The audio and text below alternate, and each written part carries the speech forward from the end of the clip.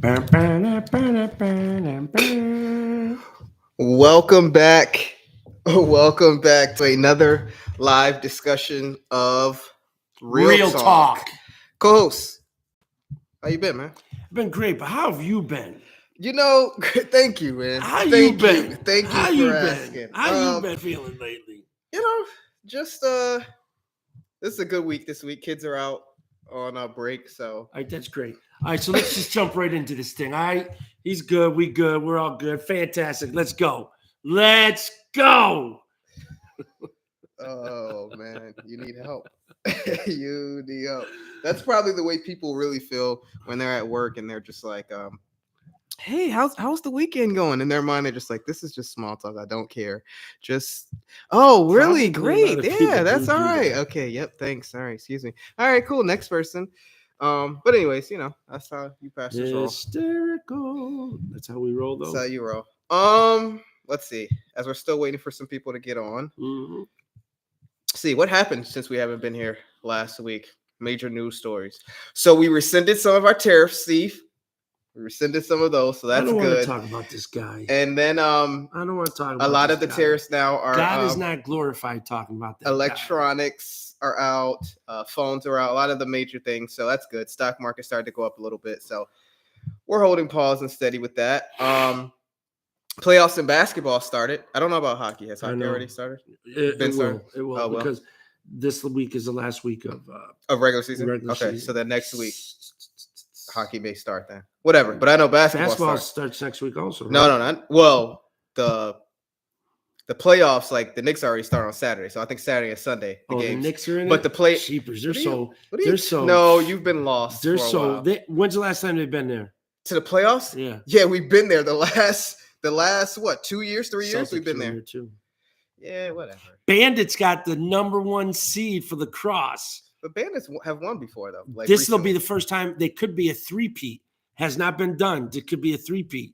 They won back to back last 2 years, back to back. This could be a three-peat, and they got the number 1 seed right now. They're number 1 in the National Lacrosse League. Shout out to Buffalo. Did you see in the news though? Buffalo purchasing a certain parcel of land to get a soccer. Yeah, that's down on Elk, right by you guys. Down the street. I didn't know that though. Like I didn't know it was like they wanted to do it down in Canal side, or like down, or no, where the Buffalo News and HSBC, right there. There's a parking lot back there. They wanted to put it there, but the city was like, nah, we ain't doing that. Nah, we ain't doing that. I think it says 7,500 people could fit in the stadium. That's about right. So, but it used to be done. I think it was Medaille College used to play down there. I guess. Have you ever seen it down there? Have you ever seen the?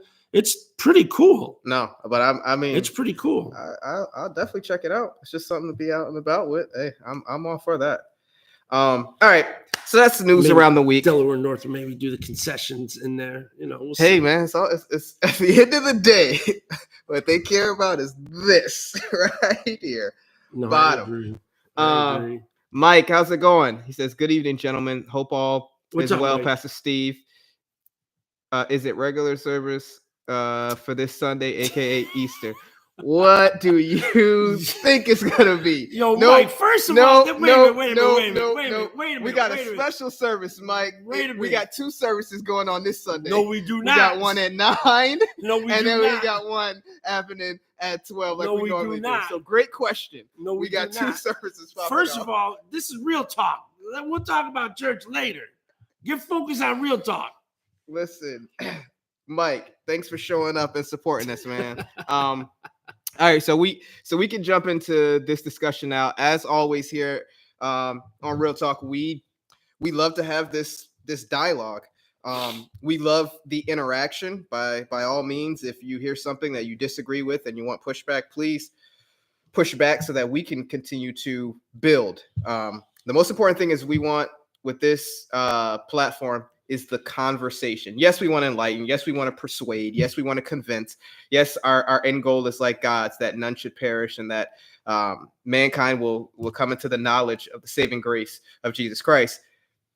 But with that being said, we understand that's a process with a lot of people, and that we want the dialogue. We want that discussion to take place. So please feel free, ask questions in the chat.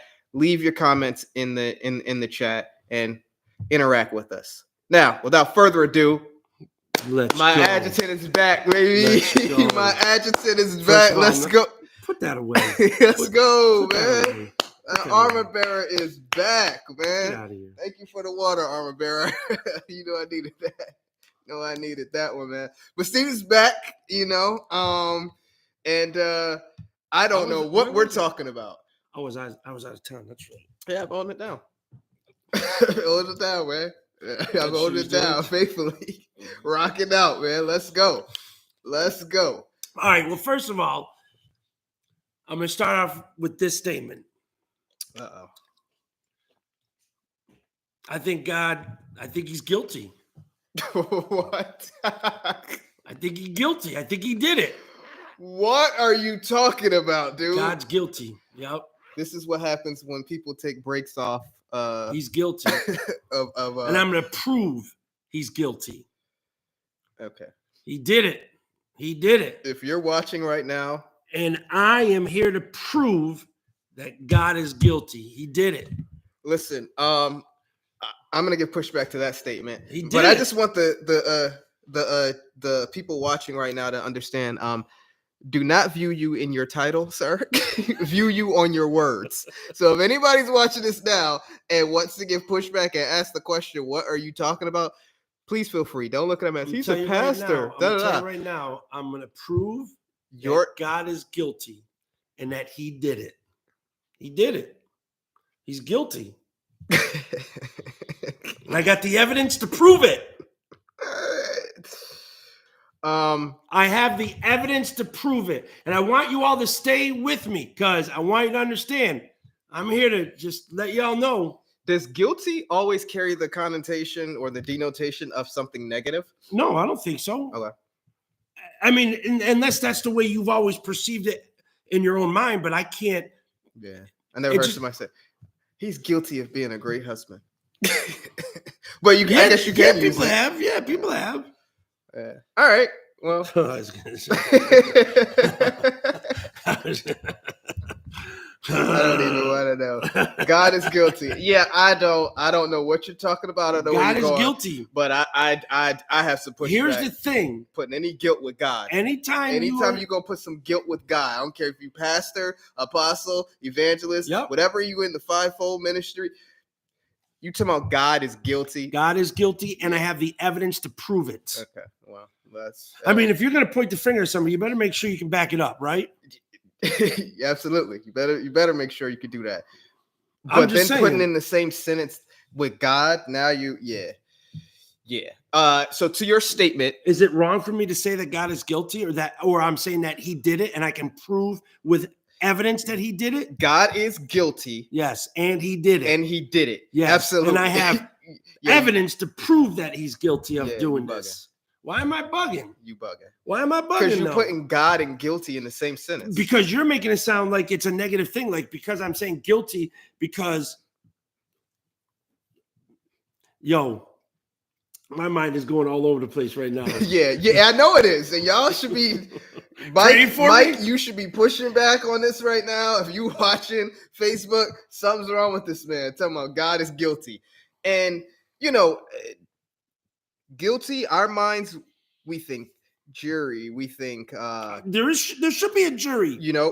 So we're thinking about, you're charged with something. My jury right now is our people that are watching. You are the jury. Okay. And it's my responsibility to show by evidence, right? Right. Well, that God did it. Okay, well then I must be what, defense, because you can if you want. No. We're not.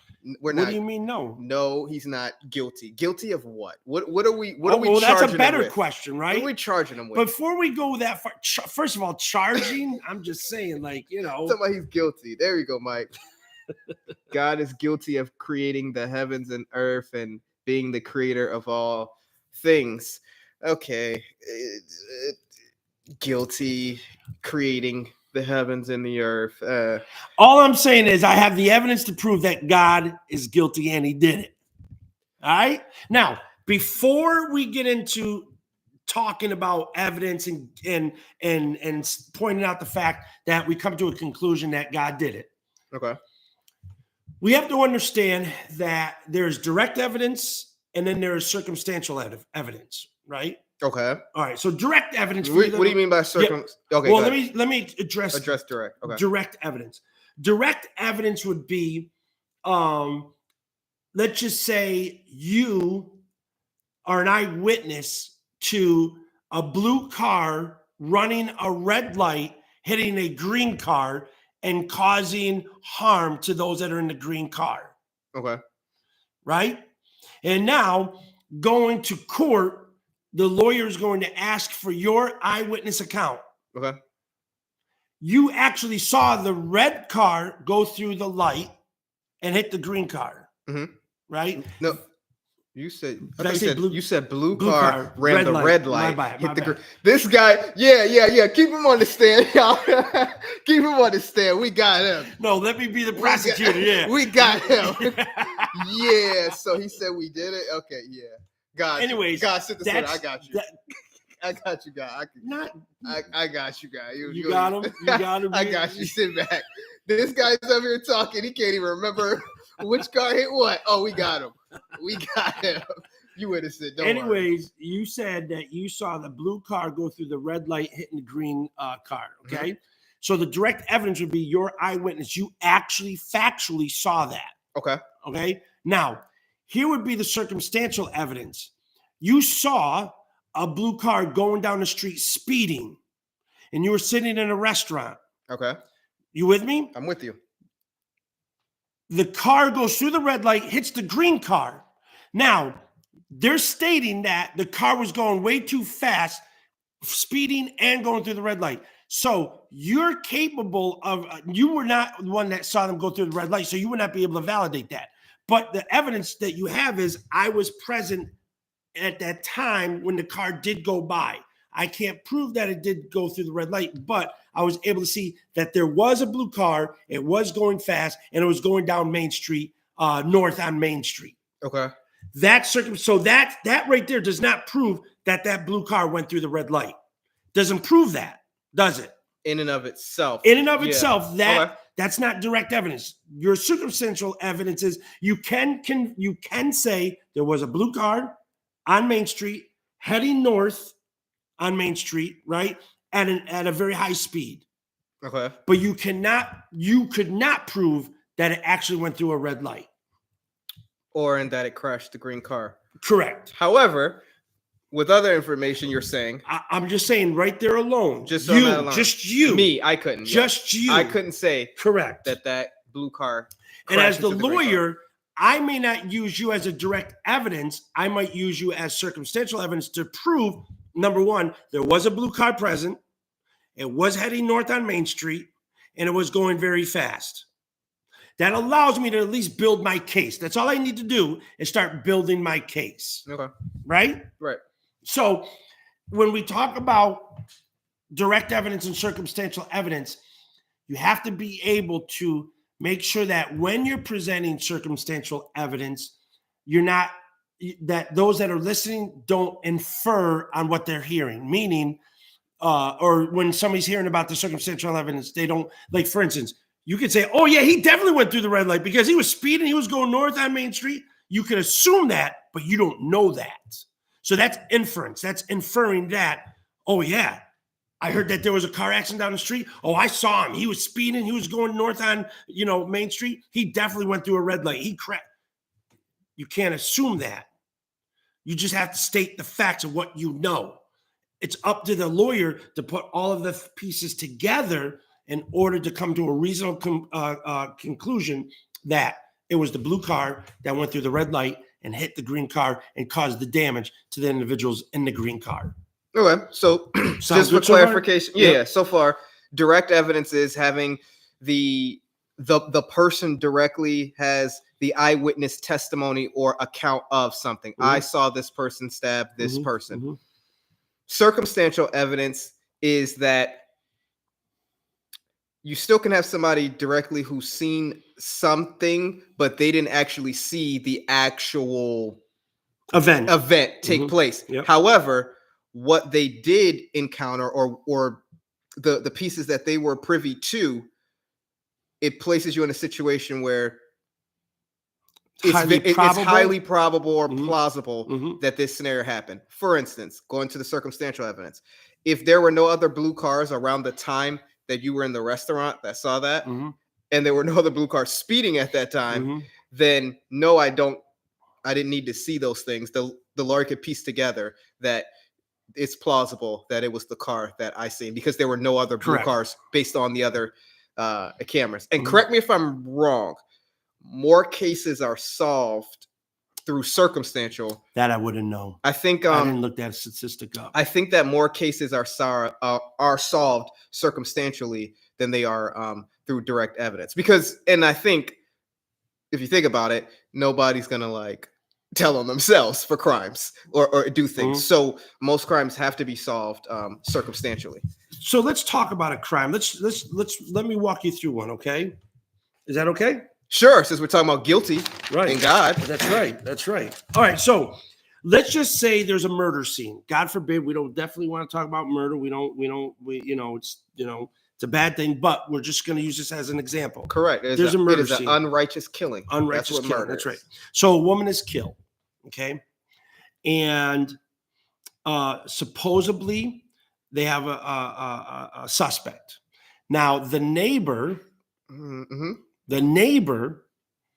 let's just say if she saw the face of the person that killed the woman, what would that be? She saw the face of the person killing the woman. Oh, she's an eyewitness. She has direct account. Yeah, right? Yeah. That's eyewitness testimony. Okay. They're gonna try to find a way to get her out the way. Okay. Oh my God.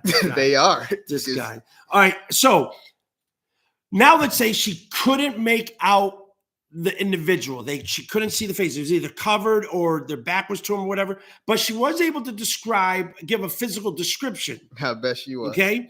The individual was tall. Okay. Dark. No. Let's just say tall. Dreads, braids, maybe. Tall with long hair, let's just say. Yeah. Okay.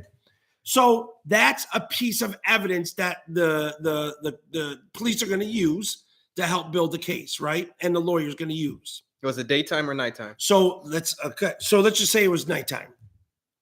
Okay. Now, after that, let's just say this. They discovered there was no forced entry. So you would assume now the suspect might have been a friend, family, co-worker, but somebody that she probably knew since there was no forced entry. Correct. Okay. So again, that's another piece that helps build a case to bring out the conclusion of one's guilt. Yes. Okay. But again, you have to be careful because you don't want to take the information that you're getting and just assume it was the cousin. Exactly. It was the this. Exactly. But you build on it though. You're building on it. So she doesn't have the clear face of the person. The person was tall and had long hair. Yep. Now, did she say it was a male or female? No, it was a male. Okay. Yeah. Yep. Male. So now the neighbor also testifies that in the last week, her and her boyfriend, who fits the description, had an argument. Now, again, right. It does not have to be him. However, there's some evidence that's leading to assume it could be possible him. But we don't know that for a fact because it could have been another person with long hair that fits his description that, was there. But because he had an argument, the boyfriend had an argument with the woman, there's a possible, intent involved there, right? Absolutely. She could have been having a whole nother boyfriend on the side who lived out of town. Could be a lot of things. Okay. And that's what did it. Okay. Right? Now, next thing, when they asked the boyfriend or whenever they mentioned the girl's name to the boyfriend, he got very nervous and jittery. Very, very nervous. Every time they mentioned her name, he would get very, very nervous. After the fact? Yeah, after the fact. Yeah, this is after the fact of the murder. Okay. He got nervous and jittery. So, okay. I mean, still don't know things because he could have a condition. Or exactly, he could have a condition. He should pay me. Or he could just be nervous in general. He's being accused of murder or a suspect. So he's got nervous tendencies, right? That'll make somebody scared. Next, he is given an alibi that comes out to be a lie. Again, that looks really suspect, doesn't it? Looks, Still don't mean that he did it. doesn't mean that he did it, but we now need to know, where were you? So what they do now is, because he's lied about his alibi, doesn't mean he did it, but now they get a search warrant for his house. See, and and let's just pause here. All because you lied about the alibi, it could have mean he was cheating on her and he didn't want somebody else to know why he lied. So there's always could be a motive. That's 2 times you bring up being a cheat. Yo, Parker, are you watching? Parker, you watching? Because you got to know the motive of why people lie sometimes. They don't want a whole secret out there. I get it. So, well, no, I don't get it. I don't. No, I get it. I understand.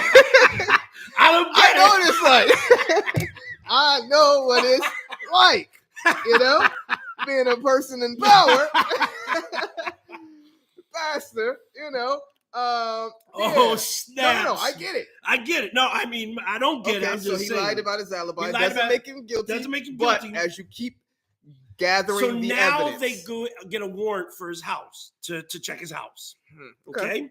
So again, not guilty, but so now they find a suicide note dated the same day the girlfriend was murdered. A suicide note for the girlfriend.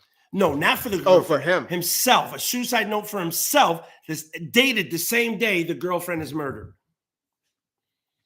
Again, we don't know what drove that suicide note. Maybe he's been struggling. Maybe that's why they've had a fight, because, he's been bottling up a lot of things and she wasn't talking to him, or he wasn't talking to her and she just got frustrated. I mean, the alibi is, maybe he tried to already commit suicide once, and, who knows? We don't know, but it does look. But you said he dated it though? They dated the same day she was murdered. Okay. So again, coincidence.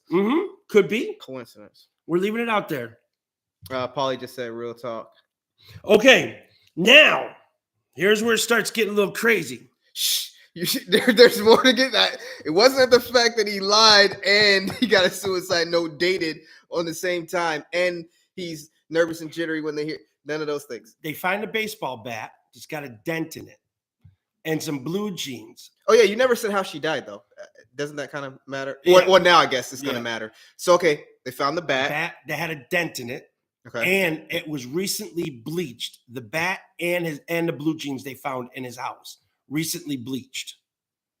Okay. He could have he could have hit an animal with that. So the question is, how did the girlfriend die? Yeah, that's with a baseball bat, blunt hit with the baseball. So, all right. So now it's starting to look a little bit more like, okay, again, what you're doing with circumstantial evidence is that when you get the circumstantial evidence, there may be other options to that evidence. Correct. But you have to reduce it with more evidence. You got to keep reducing and shrinking what's more plausible with this form of evidence that I have. So having circumstantial evidence doesn't mean there's direct evidence like there was an eyewitness, but a collection of these evidences reduces the other options that could be said about the evidence to come to a more reasonable, plausible conclusion of the evidence existing. And to that point, that's a major point. You have to do this across the board, with things, right? I went back to, and I believe if anybody they can search this and look this up, but more cases are solved of like murder and things like that through circumstantial evidence. You're not going to always get some eyewitness that can directly say you did it. Yep. That's why if it was that easy, you would see these cases solved like that. Cops wouldn't have to do as much. Right. Yet there's still cold cases. There's still things out there. Why? But anyways, that's important that people have to be able to say, you can always find a reason to push back on something when there's not a direct person there. However, are we being reasonable? Are we being rational? Are you taking all the information and then saying, how would a prudent person think about this? Right. Like at some point, like what else do you need as you keep going through? So I just wanted to highlight that point, that when it deals with circumstantial evidence and you're not there for an event, could you be able to say, no, this happened based upon this and that, without you saying I was there? And can you do that? If you're a person who says I can never do that unless I was there, I don't agree with that type of thinking. However, are you doing that across the board? Like, Yeah. is that your way of life? And if not, If that's your way of life, that's rough. That's I just don't believe somebody will do that across the no, board. you couldn't live that way because there's so much stuff that you live. Well, let's not get off. Let's on a not get there. tangent. But All right, that point of that. all right, so you got the bat, So you and got you the got bat, yeah. that have been recently bleached. Okay, now they find boot tracks outside. Okay, and the boot tracks they've been able to discover that it's the boot tracks of a very rare boot that only 10 boots have been sold in that county where they live. And guess who has one of those pairs of boots? The person. Yeah. Okay. Correct. The boyfriend. All right. So now it's even like it shrinks. The plausibility of the circumstantial evidence that's building up is becoming more and more plausible, as if he could be our prime suspect and actually the one guilty of killing the girl, right? Yeah. Lastly, the neighbor did see a car drive away, and there were distinct markings on the car that are symbolic to, or not symbolic, but associated with a very, very, very rare car that's only been, one is sold in the state that they live in. And guess who owns that car? It's registered to The boyfriend. the boyfriend. Okay. So now you have enough circumstantial evidence to come to a plausible, logical conclusion that even though the neighbor and others did not directly see the boyfriend, that case could be built with enough to build up the jury to have beyond reasonable doubt that this individual is guilty. Now, another thing I learned also, in many states, the judge directs the jury to weigh circumstantial evidence the same as direct evidence. Yeah. Weigh it the same way. That you can't say, well, it's circumstantial evidence, so it's not as important. No, you weigh it just as much as you weigh direct evidence. Direct evidence just shortens the span of coming to a logical conclusion. Yeah.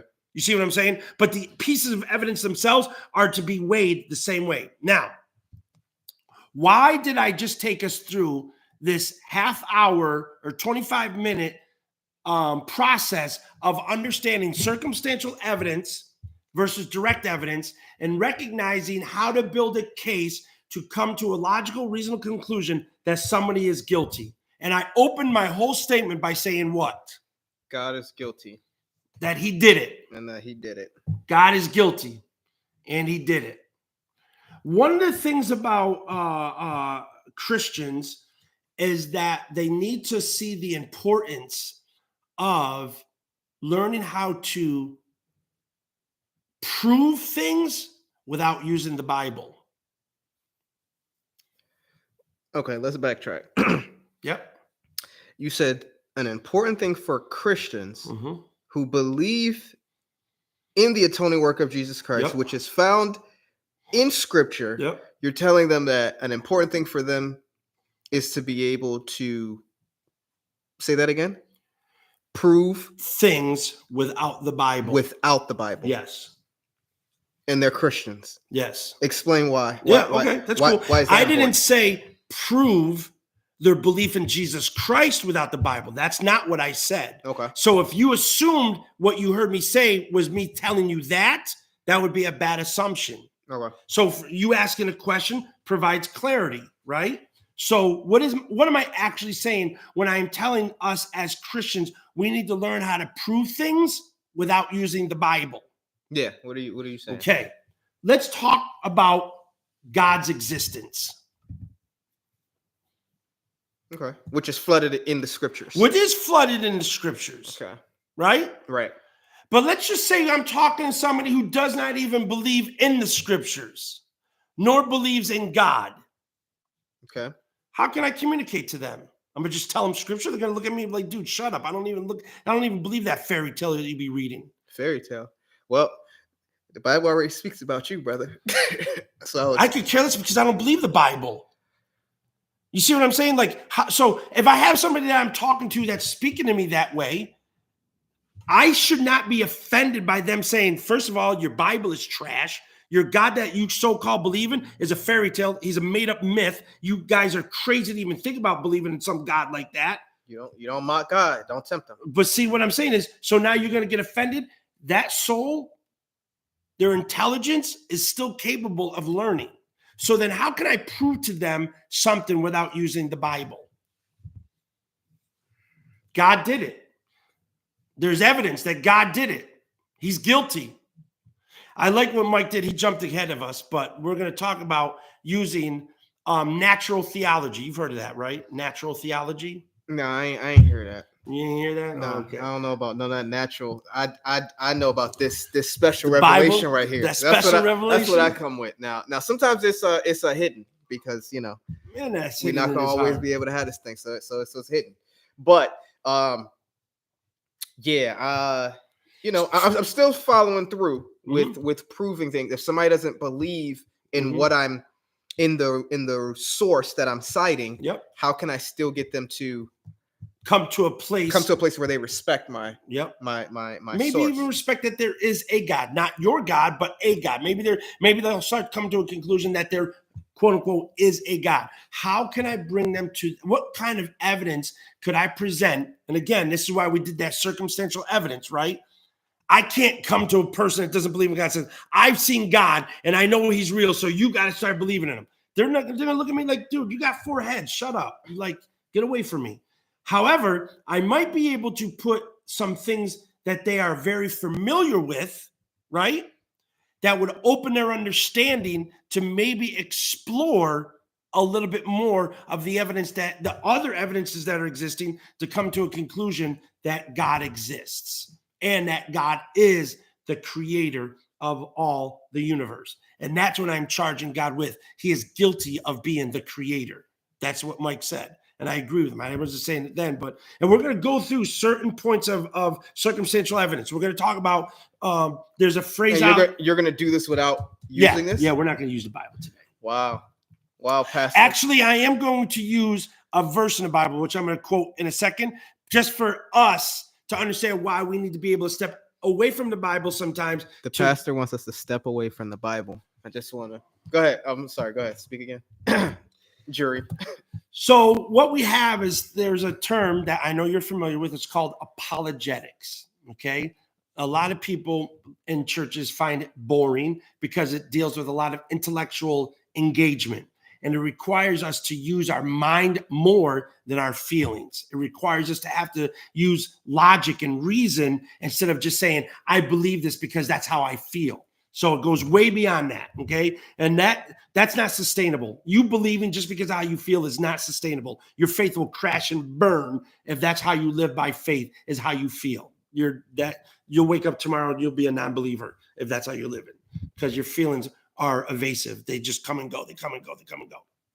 All right. So apologetics, that word is a Greek word that means defend, to defend. And in a courtroom is how it's used. So to use apologetics, I'm now creating an argument to defend my position or my conviction or what I believe is true to an audience that doesn't believe in the same conclusions that I'm having. But I have to present the argument with evidence strong enough to help people come to the same conclusion that I have by following the bread of evidence, by following the trail that I place in front of them, to continue to take each piece of evidence, circumstantial evidence, and come to a reasonable, logical conclusion of what I'm saying is truth. Okay? Follow you. Now, let's go to the book of Romans real quick, and then we're going to go after. Oh, now you want to go in. Let's go into the Bible, but let's step away from the Bible. Okay, Pastor, I'm with you. I'm rocking with you. I'm rocking with you. I'm rocking with you. Let's step away from the Bible. Let's go to that thing. Romans 1. Romans 1. Romans chapter 1. Oh, okay. Yeah, I think I like that verse. I know it, but I like it. I'm sure. Why don't you go ahead and quote it for